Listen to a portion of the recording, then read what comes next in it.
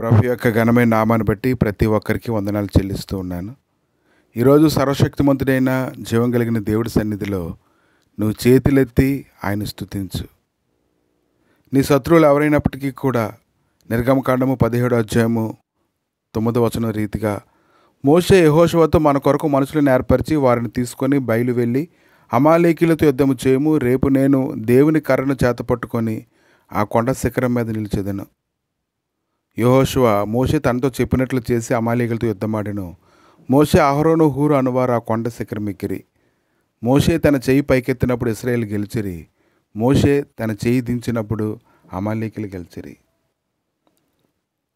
కనుక ఎప్పుడైతే నీ చేతులు దైవ సన్నిధిలో ఎత్తడం ప్రారంభిస్తావో, దేవా నీ నిస్సహాయాన్ని నువ్వు ఆయన సన్నిధిలో స్తుతిస్తూ ఉంటావో, ఖచ్చితంగా ఆయన సన్నిధిలో నుంచి నీకు సహాయం దొరుకుతుంది. దేవుడు నిన్ను జ్ఞాపకం చేసుకొని నువ్వు నిట్టూర్పులు విడిచిట చూచినప్పుడు ఆయన ఖచ్చితంగా కృంగిపోతున్నటువంటి నీ ఆత్మను లేవనెత్తడానికి ఆయన శక్తిమంతుడే ఉన్నాడు. ఎందుకంటే ఆపత్కాలంలో నువ్వు ప్రభువుని వెతికినప్పుడు, ఆయన సన్నిధిలో అధికంగా స్తుతిస్తూ ఉన్నప్పుడు, నువ్వు లేచి మొదటి జామున మొరపెడుతూ ఉన్నప్పుడు, నీళ్ళు కొమ్మరించినట్లుగా ప్రభు సన్నిధిలో నీ హృదయాన్ని కొమ్మరించుకుంటూ ఉన్నప్పుడు ఖచ్చితంగా ఆయన్ని ఆశీర్వదించడానికి ఆయన శక్తిమంతుడే ఉన్నాడు.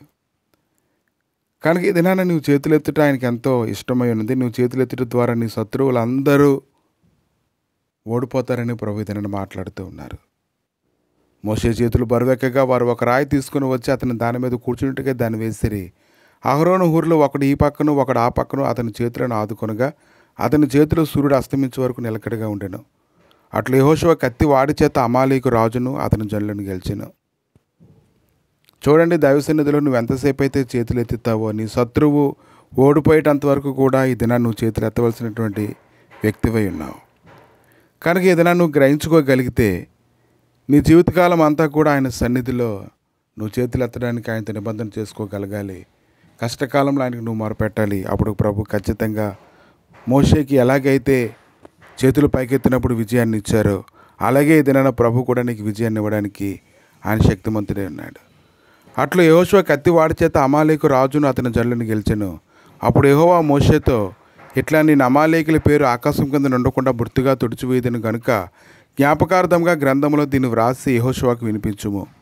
తర్వాత మోషే ఒక బలిపీఠమును కట్టి దానికి యెహోవా నిస్సి అని పేరు పెట్టి, అమాలేకీలు తమ చేతిని యెహోవా సింహాసనమునకు విరుద్ధంగా ఎత్తిరి గనుక యెహోవాకు అమాలేకీలతో తరతరములకు యుద్ధమనెను.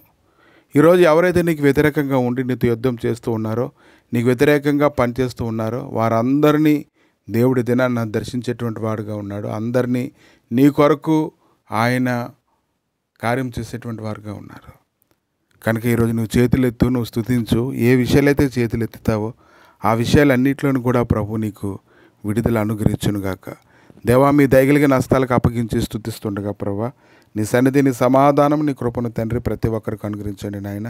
ఈ దినమైన నీ కనికరం చేత మీరు ఇచ్చిన వాగ్దానం బట్టి ఈరోజు ఎంతమంది అయితే నాయన చేతులెత్తారో ప్రభా వారందరినీ జ్ఞాపకం చేసుకోండి దేవా. కీర్తన 134:2 రీతిగా మీరందరూ యెహోవాను సన్నిధించుడి, పరిశుద్ధ స్థలం వైపు మీ చేతులెత్తి యెహోవాను సన్నిధించుడి. దేవా ఈ లేఖనాలు ప్రభా మా జీవితంలో నెరవేర్చబడినట్లుగా సహాయం దయచేసి నీ మయంతో నడిపించమని, బలపరిచి కృప చూపమని, చేతులెత్తుతుండగా గొప్ప కార్యాలు జరిగించమని యేసు నామములు అడిగి వేడుకుంటున్నాము తండ్రి. ఆమేన్.